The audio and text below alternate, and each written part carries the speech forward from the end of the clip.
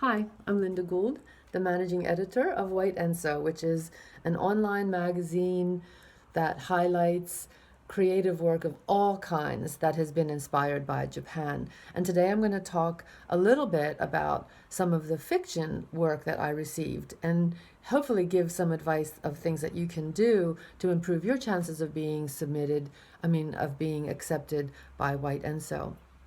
So, before I do that, I just want to say that, I'm not going to give a checklist of X, Y, and Z. If you do this, then, your work is going to be accepted. Because this is a chance for artists to do whatever they want, to experiment, to take their experiences and write it in a way that is comfortable for them and have a place to submit it. So go crazy, be wild, be experimental, and then please submit your work. But before you do, please check for stereotypes. Please check for sexism and misogyny. It's not that hard to find. And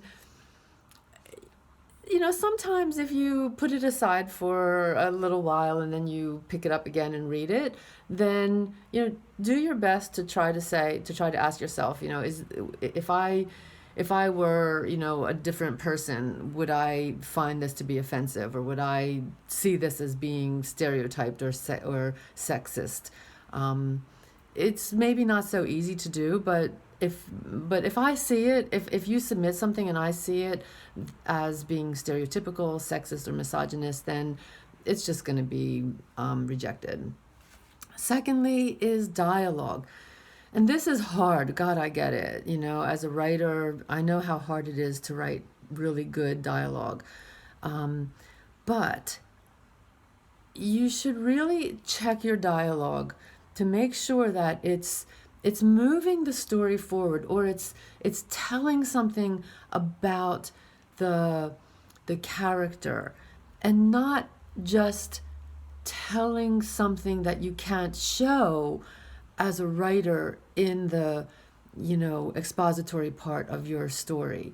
So that's one of the things that I find, is that there are sometimes stories that the dialogue is really not so much like natural dialogue as it is just almost a means of saying this happened, or like telling one character telling another, well, this happened because you haven't shown that in the story itself.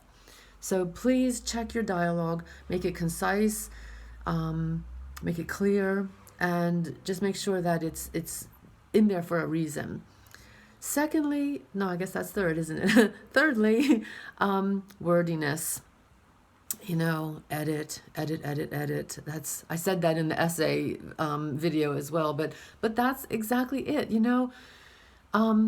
If when I write, for example, my short story is usually the first round 7,000, 8,000 words, and I challenge myself to cut them back at least 1,000 words, and I don't always do that, but I try.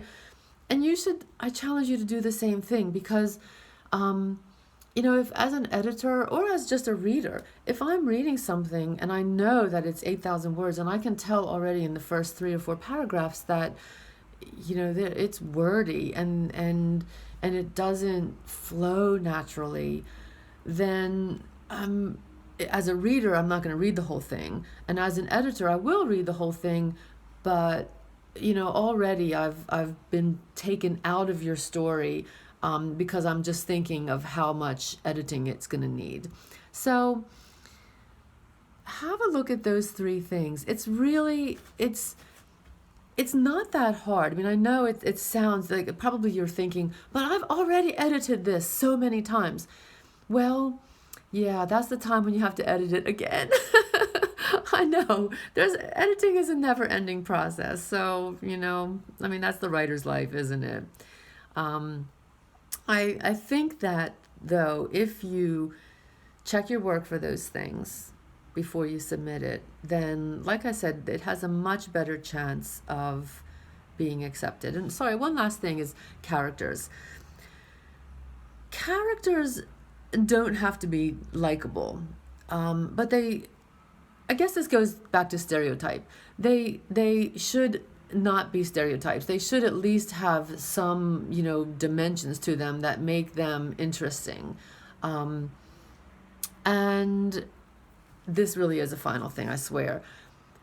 I don't care about beginnings that have like a really super strong hook. It has to have a hook, but it doesn't have to be, one of those things like, the dead body under her bed went missing, something that's, like, wah! It can be gentle, it can be, full of atmosphere, but it does have to draw the reader in straight away. And then, of course, your writing has to keep that person's attention. And then finally, at the ending, there's a big controversy about short stories and fiction and endings, and whether or not the ending has to be wrapped up or whether it can be one of those kind of ambivalent endings. Personally, I like wrapped up endings, but I don't care about this. Like, I just want you to know, like, whatever your ending is, if that's what you choose, then that's fine. But it does have to still be a strong ending. And one of the things that does happen oftentimes with fiction is that the ending is just like really abrupt. So make sure as you write that the flow at the end of your piece is just as important and regular as the rest of the body of your work. So I hope that helps, and I so look forward to reading what you decide to submit. Thank you so much for watching. Bye-bye.